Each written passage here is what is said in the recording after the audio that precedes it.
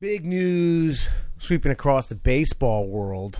For those of you who lived under a rock over the last couple days, you'll realize that Derek Jeter, shortstop of the New York Yankees, as well as outfielder mainly for the Colorado Rockies, played in Montreal, and I think he had a pit stop St. Louis at the end of his career. Larry Walker, but Jeter's the big ticket of this. It's likely going to draw a bigger crowd than Ripken had in 2007, with all the New Yorkers being there. Beloved, hated around these parts. But any initial thoughts when you heard the news? Or were you just happy that he didn't get it unanimous? That someone motherfucker said no. Yep, Yeah. Fucking ecstatic about it. As a matter of fact, Yankee fans, dial us up, send us some emails. Fuck you guys. What, were you hoping he wouldn't get in? No, I knew he'd get in. I'm just glad it wasn't unanimous. Gotcha. Okay. Yeah. All right, so let me just say this right now. He's chomping at the bit. Three Orioles fans unanimously agree right here, right now, that Derek Jeter is a Hall of Fame baseball player. Yes? Yeah, 100%. Absolutely. Sure. Yes. Okay, Yeah. so, and this is not our profession, right? Yeah. So how does the one dickhole get away with not voting for this guy who an obvious Hall of Fame career? Like, I get Alan's point here, Mr. Hometown. What do you mean? Fuck the Yankees. Fuck the Yankees too. But how do you get away with not voting that guy in? There's only been one. There's only been one unanimous vote. Yeah. And it was Rivera. Yeah. So Sure. Yeah, but there's been, out of everyone in the Hall of Fame, I wouldn't say hundreds, but there's been there's been multiple dozens of people that were surefire Hall of Famers their first year. Yeah. So it was like 96%, like some of those people, I know why they do it. I know why these voters have said they do that. Do you want to know? Tell. Okay. So, so recently, the amount of time that you're on the ballot and then it gets kicked to the old timers versus writers thing is different. And I don't know exactly what it is, but what it used to be was it was 15 years after you retired. You had to wait. That's not okay. You had to wait 5 years in order to be on the ballot. Then you had 15 years on the writers' ballot to be on there. And there were guys who would. Some writers who understood that there were people who were going to get in regardless of their vote, so they would dump that to guys who were getting towards the tail end of their 15-year tenure, who they thought were Hall of Famers. So that was some people's reasoning. I don't agree with it. I don't have to like it to understand it, but that's what I've heard. Okay, but still, you're the only fucking one. And again, it's your profession, and you're supposed to be in your profession. You're supposed to be unbiased and say, okay, does this guy deserve to get in? Yes or no. And if you say no, I just feel like you should be drummed out of town. You should be your vote doesn't count anymore. Especially if everybody in the room, or is it so dickish that they all get together and it's like, all right, everybody, Derek Jeter, everybody raises their hand. Who wants to be the dickhead? And then somebody raises their hand higher and wiggles their fingers, and it's like, all right, Jimmy, you can vote no, just to be a dick about it. Yeah, and Derek had said something really funny. He said, "I'm sure this guy's a real hoot at parties. Yeah, this guy's a real fucking real riot to have a beer with and chat with." I mean, I am, and I would have fucking not bad. So fuck Derek. How about that? Yeah. Both Jeter and Kilby. Fuck both Derek's for spelling it that way. 310 career hitter, sixth all-time list of hits, which I thought was extremely impressive. Yeah. I think he had 5 or 6 Gold Gloves. Some of those I don't agree with because Rawlings was sponsoring it and the voting was a little biased. He probably was more of a 3 to 4 Gold Glove type of guy. A couple of things and it's not the stupid flip that got if fucking Jeremy Giambi knew how to slide and fucking home plate, that play would never fucking exist. Him diving in and getting bloodied, the Mr. November thing. Yeah. I think one of the more telling points of his career, in my opinion, okay, and I hated Jeter. I love to hate him. I just really put it that way. Was when A-Rod came over. Okay, and this is off the heels of a couple MVP seasons. Still the best shortstop in the game. coming over from Texas, Mm-hmm. and the franchise is like, nope. If you're going to be on this team, you're playing third base, pal. We have our shortstop. Yeah. And I thought that was a tremendous tip of the cap from the organization, and not only just the best player in baseball at the time. Like if you want to be one of the 9 on this team, you better play another fucking position. I mean, yeah, true, but I also think that he knew, A-Rod knew in the back of his mind, and I think everybody fucking knew that his big fucking ass wasn't going to last another more than like year or two at shortstop and be fucking viable. Let's just go ahead and slide on over to third and win some rings, motherfucker. Like, it's fine. I think the logic was there. That was probably a conversation that was had with a lot of people. It was like, yeah, you are a great shortstop. So is Derek. Slide on over. Sure. Get it done. And he was in an era where he was with A-Rod and Nomar, who had some incredible seasons in the late 90s and the early 2000s.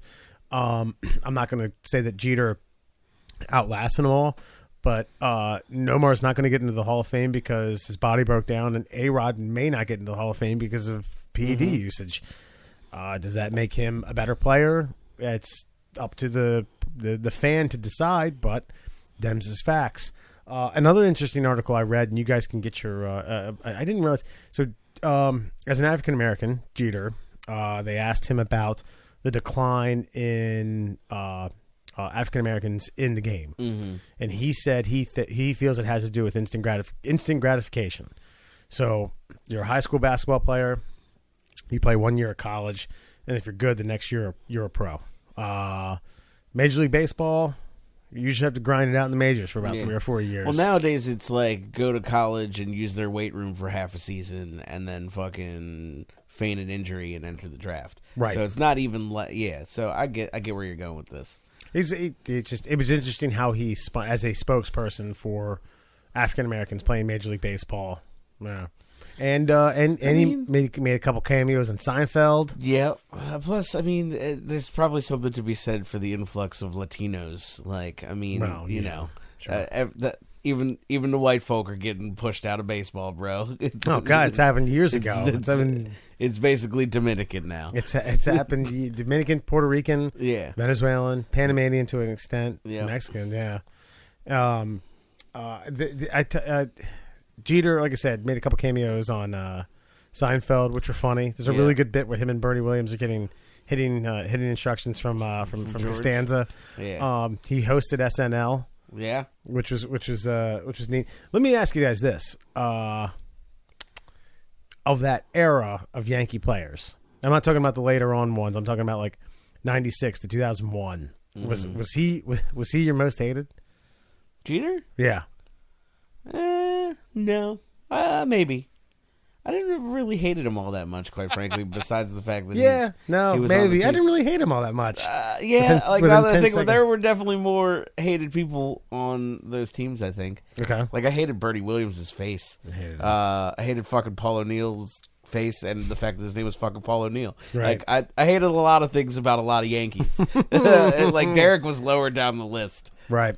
I do. I think Clemens, but I think my Clemens hate was prior to him joining the Yankees. Just that the fact that he joined the Yankees made me hate him more. There's a lot of good pitcher hate too. Yeah, there's a lot of good pitchers to hate. I fucking hated Girardi. I didn't like Posada. Like I just didn't like them. Dude, I'm an Oriole fan. I just don't fucking like them. Brocious. Knobloch, Wade Boggs winning a ring and then getting on horseback, riding around like fucking dick, and then drinking 84 beers. Like, that's the thing. Like Jeter's one of the ones that's hard to hate because he wasn't like he wasn't bombastic. He didn't brag. He just kind of did his gig and was a good player. He started with the organization. Like Brian Roberts is lucky I still listen to a broadcast when he's there. From you know what I mean? Like guys like that, I have disdain for, but somebody who Derek Jeter was always in pinstripes. Yeah. So you know what I mean? Like it was hard to just like drum up this hate for a guy who just goes out and plays the game and really just shuts his mouth and bangs supermodels. Like you can't really hate on that guy. Yeah. And I have to disagree with you on the flip. By the way, against the A's with Giambi coming into home plate, nobody in the major leagues anyway, anybody but Jeter would have been in that spot for that play. And I remember somebody asking him about that play, and he said, that's my job to back up on that play. I've learned that since Little League, and I've never stopped doing it. That was his answer to that play. And at that time, I just remember gritting my teeth and just clenching my fist and being like, God damn it, I'd love to hate you, but I fucking can't. I can't remember who the right fielder was. He airmailed it over Jason. Yeah. And I don't remember who. Oh, God, I fucking hate Mark Teixeira, too. Sorry, I had to throw that yeah. out there. Yeah. That's personal reasons. But Jeter comes down. No, I'm not discrediting or never have discredited the legitimacy of that play. All I'm saying is if Jeremy Giambi, the guy who was running home for the A's, had slid rather than try to play skip it over Posada's tag. I guess my point is that major leaguers who played shortstop at that level of the game stopped going over to be the backup guy on that play 10 or 15 years into their career. Oh, you know yeah. what I mean? Like, didn't have the instincts to run across the infield. Like okay, here you go. A-Rod would have still just been standing there staring at the play, whereas Jeter's like sprinting over the pitcher's mound to get to where he's supposed to be. So just playing the game at a fundamental level, at the highest fundamental level, has always been a respectable thing in my book. And fuck you, Derek Jeter. You deserve that other vote. Yeah. Did you guys? Were you guys privy to any of his sexual conquests? Apparently, he had tons of them. He had a pretty good. Well, not just the models, but the like the gift baskets and signed. I've heard a little bits about this before. Just normal ladies in normal cities from here to here. He would cater, wine and dine them. The Road Warriors. Yeah. And that's good for him. They would get a gift basket of treats and Triscuits and coffee and. Well, I mean, that's fucking very Derek Jeter of him. I believe there was also a confidentiality agreement with some of these things as well. But it just reminds me of like, the original Iron Man, like he bangs that reporter, and then in the morning it's just like, you've got a car waiting for you outside. Your clothes have been dry cleaned. Here's some breakfast. Have a good day. You'll never see Mr. Stark again. And that's kind of like what Jeter reminds me of. And there's no more baller in the world than somebody that can pull that off and not end up on the nightly news, especially in the year 2020 with the Me Too movement. Still running course. Yeah. And then that's fair. I'm not sure. And then as a footnote, Larry Walker also got in. I do want to read. I was opposed to this. I was a Larry Walker fan. Hall of Very Good. Yeah. The peak of his career was about 6 years. Before that and after that was not mediocre, but not Hall of Fame worthy. But I will read you this. 1997 is rated as one of the greatest single seasons of all time. Okay, by a player. Okay. He hit 366, led the league with a 366 batting average, 49 home runs, 130 RBIs, 33 stolen bases, 452 on base percentage. Wow, he's almost getting on base half the time. Also led the league in slugging, OPS, and total bases. And then later on, 2 years later, he did hit 379 to lead the league, and that was the hallmark, the height of his career. Impressive numbers. Underrated in an era where he was riddled with steroids. He didn't wind up on any report, Mitchell report, any of the things like that. Did play in Colorado, but I mean, congratulations. I don't agree with it, but he was good. He was very good for the late 90s. You think that factors in? No dirt. No dirt on the cleats. I certainly think that you're going to have guys. You're going to have years where it's a. See, the Hall of Fame and the voters will never not put someone in. That's the problem. You can't. They're not going to have blank years because the town of Cooperstown thrives on that. They understand that, and they're going to put someone in each and every year. And now you have two different committees post writers votes. But yeah, I certainly think that plays into it. I certainly think that There's guys who are just out and out. I'm not voting Barry Bonds. I'm not voting Mark McGwire. I'm not voting Sammy Sosa. I'm not going to vote A-Rod. And I'm not going to vote Roger Clemens. Those are the big ones. I'm sure there's a handful of others that kind of at least sniff the radar here and there. Some guys who got in Bagwell got in when it had been suspected. But yeah, so I certainly agree with you. I certainly think that that weighs into it. Yeah.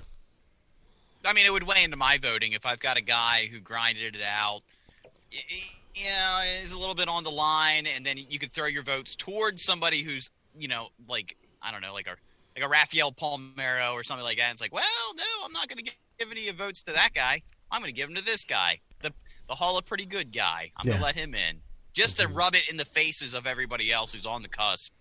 That is dirty, and I'm not going to give it to him. Just out of spite.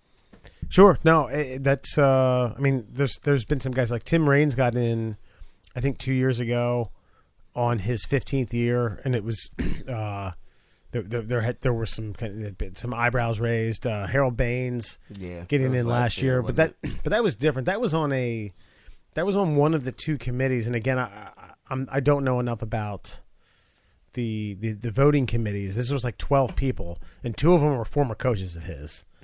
LaRussa and someone else. So, no, I agree. I do think that there's certainly we're giving a nod to people who wouldn't have gotten in otherwise.